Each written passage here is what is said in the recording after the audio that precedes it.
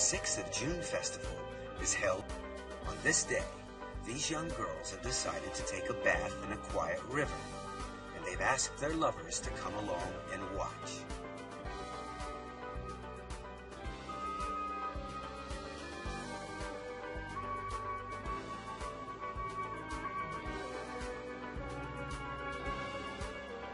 This boy makes a thorough examination.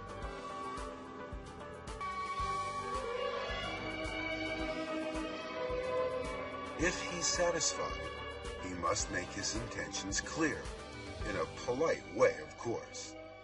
He pays her homage by presenting her with a red ribbon, a token of engagement. In receiving it, she accepts his proposal. Romance is truly international. Another festival is called Eating Maiden's Rice. Besides the usual singing and dancing during the day, the whole family has dinner together.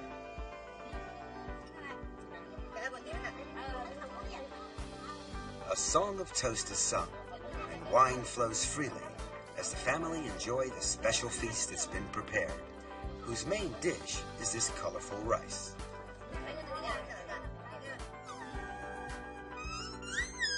At dusk, young boys arrive blowing a horn as a call to their girlfriends. Each girl takes a rice ball to her lover. It's called asking for rice. The rice balls have messages. Pine needles inside the rice ball means that the girl would like needles and thread as a present. Corn means the girl would like an umbrella.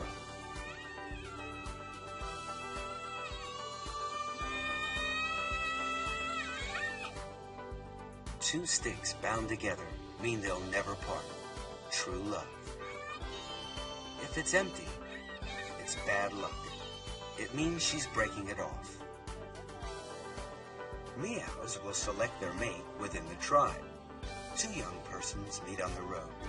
They sing to each other to show their admiration. During the song, they find out about their respective backgrounds and see if the other is knowledgeable.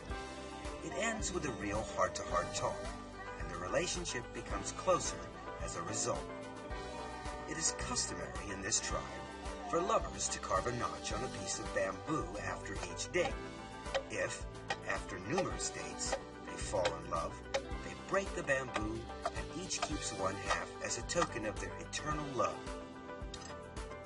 If either one of them ever breaks their vow, they will be obliged to eat the bamboo as a punishment for being unfaithful. Quite an effective deterrent.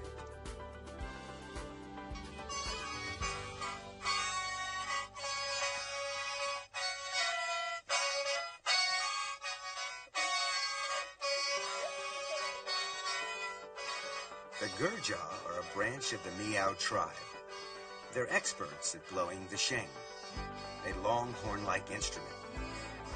Under traditional rules, no blowing is allowed after the planting season. Otherwise, the seedlings won't grow. The correct time for sheng blowing is before planting, which is also the right time to look for a girlfriend.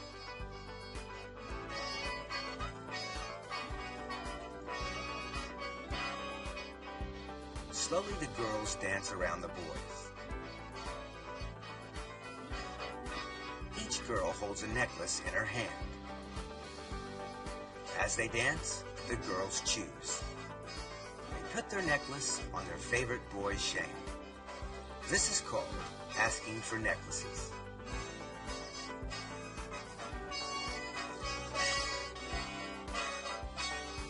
This young man is lucky. His sheng has been decorated. But not every boy is sure to be successful. This one has something the others don't. He has 3 necklaces on his sheng.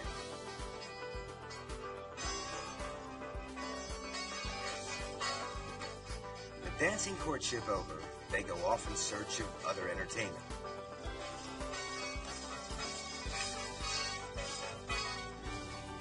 Leaving the unfortunate boy to curse his bad luck.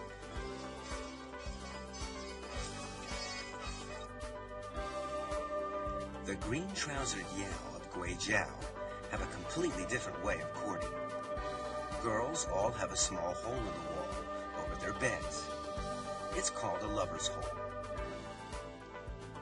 At night, when the girl is asleep, a young boy tries to wake her up by prodding her with a thin bamboo stick. The girl wakes up and grabs the stick.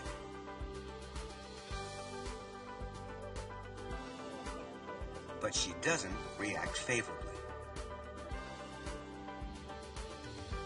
So the boy decides to go home. Another one soon arrives.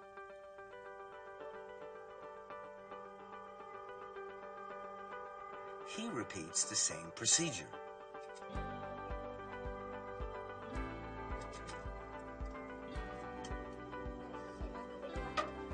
This time, things look more hopeful. She asks him who he is. They talk to each other through the hole, usually until dawn. He seems like a nice boy, and she lets him in so that he doesn't catch cold.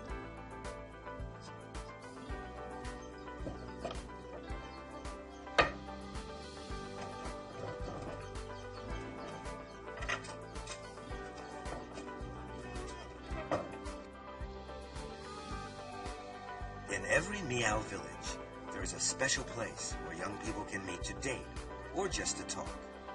Normally, they date in the evenings, but when they're not too busy farming, they also meet during the day.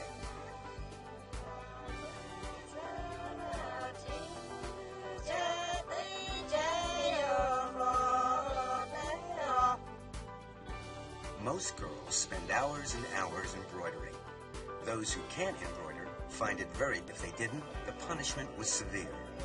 If a husband says, "I release you," he is considered divorced from his wife, and there is nothing that she can do about it. Islam allows polygamy. Their holy book, the Quran, says that a Muslim may marry the woman he loves and have 2, 3, or even 4 wives. An old-fashioned Uyghur marriage is very feudal in its traditions and is conducted according to Islamic law. The groom's father brings gifts to the bride's house the day before the wedding. The gifts include a cow. Understandably, he receives a warm welcome. Men and women are not allowed to mix unless they are kin, so the hosts are all men.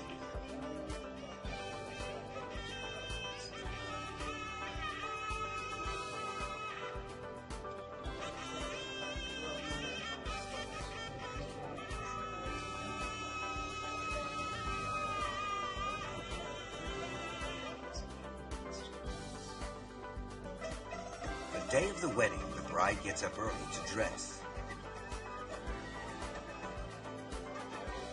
The wedding dress is a gift from the groom to show that she belongs to him.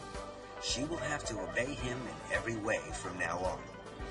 Friends and family come over to celebrate with her. She goes outside to greet the female relatives.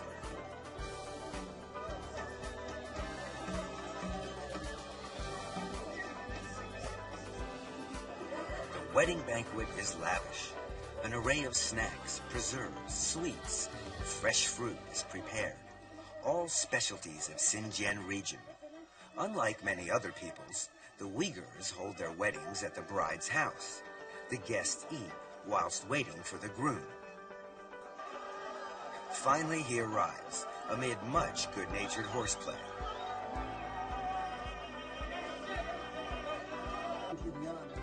A Muslim holy man conducts the ceremony.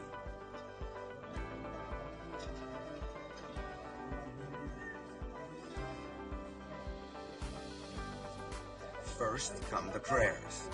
Then the bride takes her vows and says, "I do."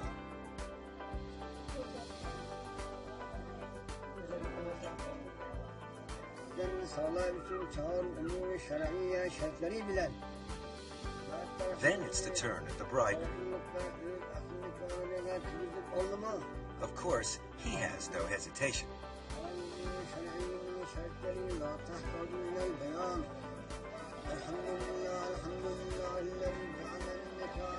After the vows, the bride and bridegroom share a piece of salted bread. This symbolizes the hardships they will share during their married life.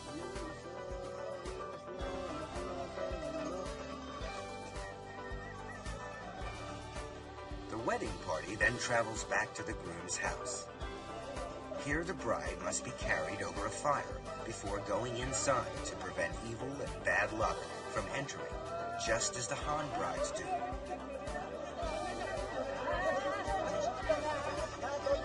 Dancing and singing continues in celebration of the happy event. The groom's sister takes the bride's veil, and the wedding is complete. Freedom, monogamy, and sexual equality are the characteristics of a modern marriage. The marriage laws stipulate that prescribed marriage, purchasing, and any acts interfering with marriage are forbidden. Both partners must marry voluntarily, with no pressure from third parties. Of course, love plays a very important part in any modern marriage, and having a love affair is seen nowadays as a prelude to getting married. In the countryside around Beijing, this can be seen happening wherever you look. But not everybody enjoys these romantic encounters. Some people find it difficult to find a partner. This is especially true in big cities. In Beijing, the worker syndicate has set up a Lonely Hearts Club with a computerized dating facility. This modern equivalent of a matchmaker tries to bring together those despairing bachelors with the mates they desire. The scheme has been very successful. The registration and procedures are quite simple. Personal particulars are noted, and of course, individual requirements. Then it's up to the computer to search its files for a suitable match. When one is found, a meeting between the two people can be arranged. First impressions are very important. A little chat helps to break the ice and get to know one another. If all goes well, the relationship will blossom.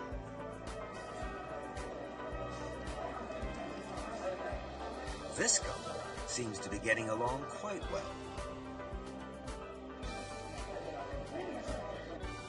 But some are too anxious to wait. They put up advertisements in the hope that prospective girlfriends will read them.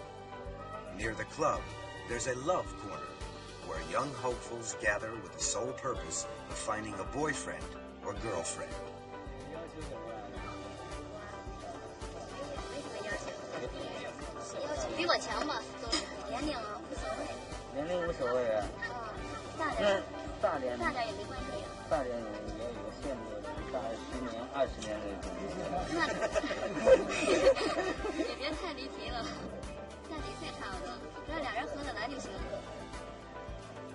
This sounds quite reasonable, but how do you go about finding Mr. or Miss Right?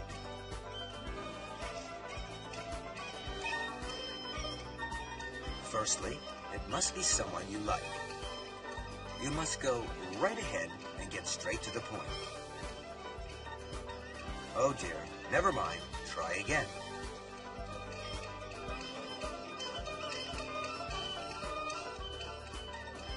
This looks like another no.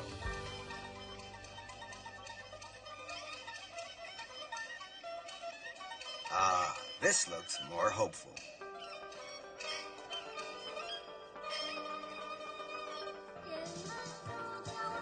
The club provides an excellent service by allowing young men and women to meet and to get to know each other better. Balls are held frequently. It's Golden Autumn Night, the eve of the Mid-Autumn Festival. These two young ladies are obliged to dance together. They obviously haven't found their Prince Charming yet.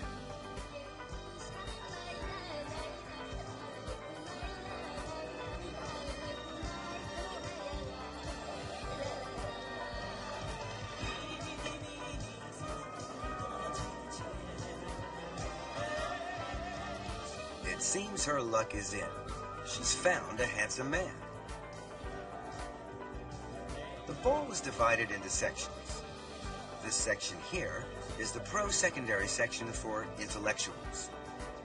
There doesn't seem to be too much happening here.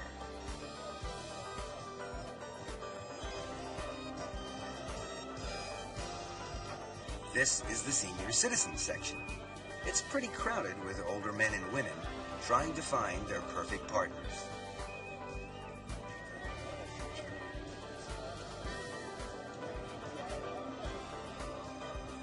Finding Mr. or Miss Right is not very easy. So the staff does what it can to help. Who knows? Success could be just around the corner.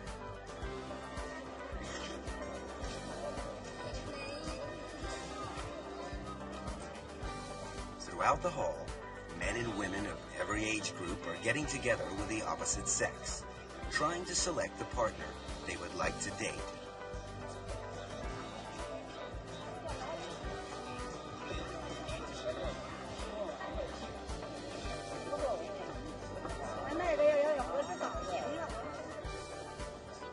Finally, the ball comes to an end. Partners take their time to say goodbye and exchange addresses to arrange further meetings.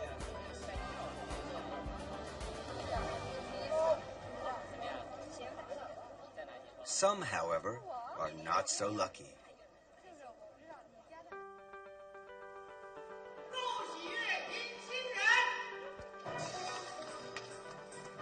Soon after the Mid-Autumn Festival, the club holds a spectacular group wedding for 100 couples who have found their match.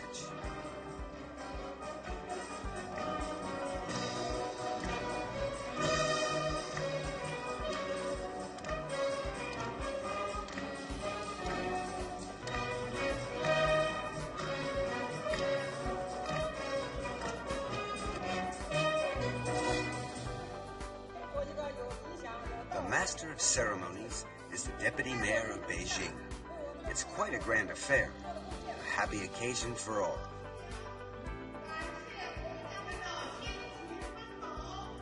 The couples thank the dating service for their hard work.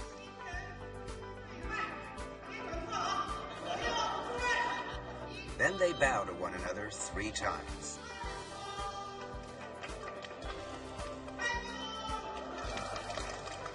Hopefully, all love stories will have such a happy ending.